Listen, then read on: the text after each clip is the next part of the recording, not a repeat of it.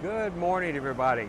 I am Jack Long, the Mad Scientist, and today I need to discuss with you about level of your in-feed of your magazine for your edge tape and stresses that is developed inside the banding. It causes your banding to run high, run low, things of that nature there.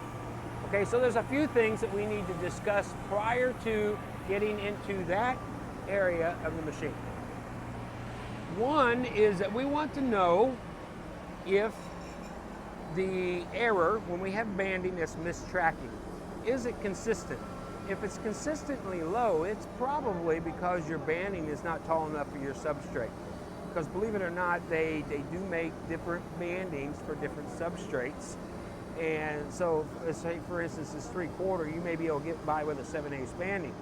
But if you have layered double-sided plastic laminate on this that makes it just a 13/16 heavy, a 7/8 will not cover it, so then you're going to get maybe the 15/16, something of that nature. But this is where it usually catches people, excuse me, is that product may not necessarily always be available, so your purchaser may have to do what purchasers do and get you what you can get. And if that happens, on occasion what you'll find is that no matter what you do, you cannot get the banding to cover on the top.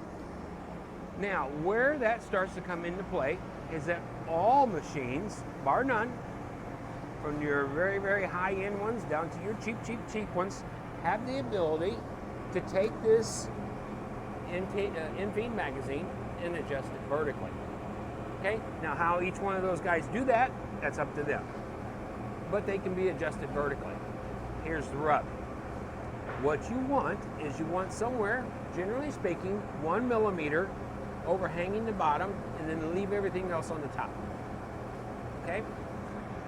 Then when you do have the occasion where the banding is not wide enough, you can make small adjustments. Do not underestimate how critical this adjustment is. Okay, so here is the reason for making this particular video. Let's say, for instance, as I'm running the part, I am having problems with the last 3, 4, or 5 inches, something of that nature, where it's either running high or it's running low. Usually what happens is it runs high.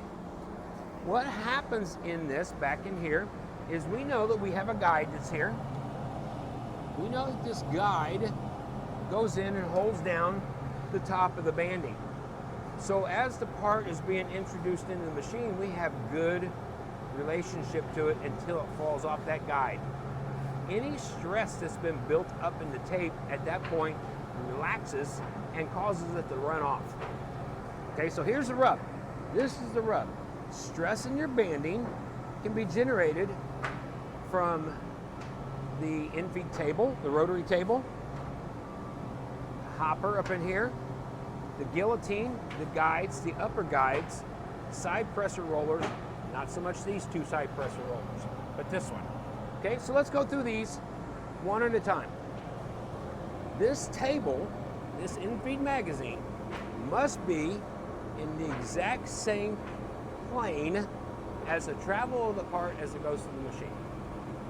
All right, so that's why when you see the installers, maintenance, people like that go in, that we've actually put machinist levels on these, and even a small machine like this, that we are going to make sure that it's level from front to back and it's level from left to right.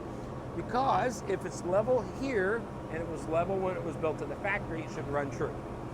Then, if I take this table off, I can just put a level back on there and confirm it. Now, we're talking machinist levels, not your little 6-inch, 8-inch construction bullet levels. Those are inadequate for what we're doing here. Okay, but now let's take, for instance, that this table is at a cant like this. So the banding has been introduced, it's constantly being driven down. So what happens as the board picks it up and starts to marry with the glue, it's adding stress to the top of that banding. Eventually what it's going to do is when it comes loose, your banding is going to pop and it's going to release all that stress at one time. When it releases that stress, the banding runs off. Okay? That could be the same as if it's the other direction. So as the part's going through, it's constantly being shoved down against the bottom guide, until it relaxes, and then it runs off. Okay? That stress could be here, it could be here, it could be here. Okay? At that point, what you're going to want to do is you're just going to want to make sure that this is true in both the left and right, front to back, and that this, why it's not as critical, needs to be in the same plane. We don't want to be adding stress to the banding as it goes through. All right, now, where you run into some problems that people aren't aware is this alignment here. This roller, our driven roller, has to be left to right vertically plumb and front to back vertically plumb. So let's take the easy one. Let's take front to back.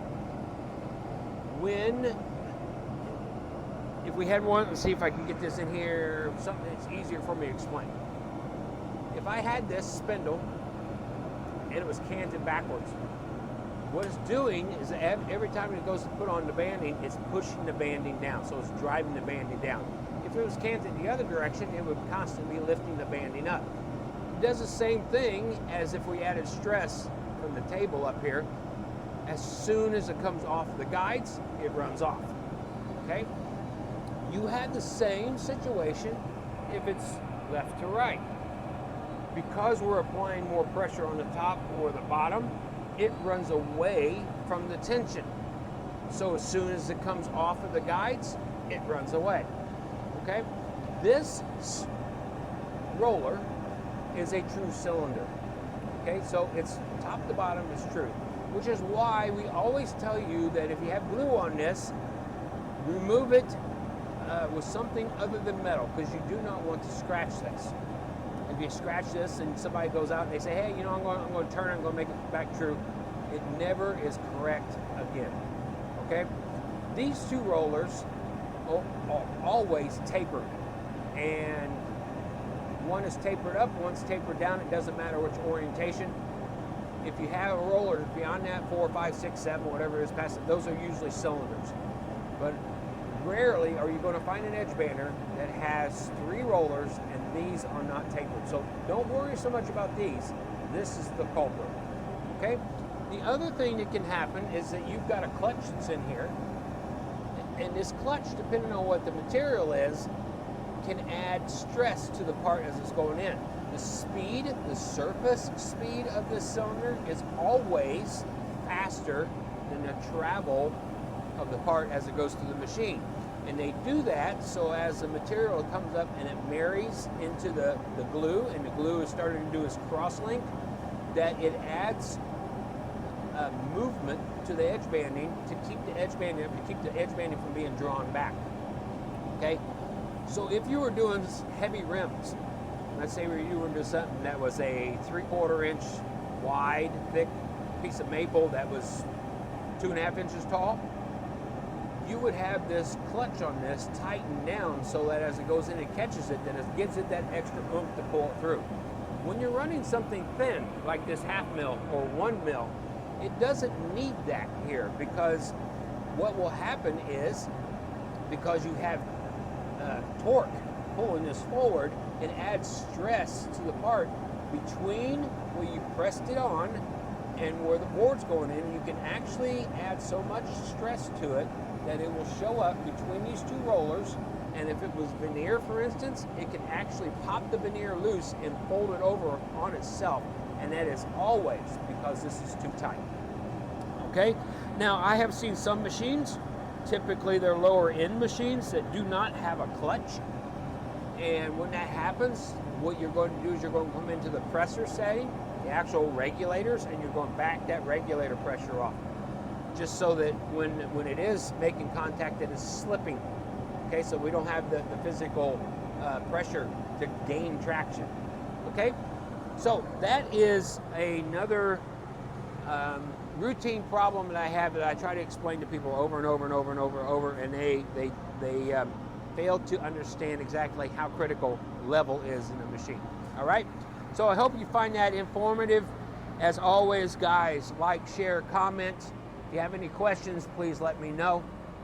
And again, everybody, let's be safe out there. Put on your PPE, ear protection, all the goodies that go along with that. And as always, let's go make a million.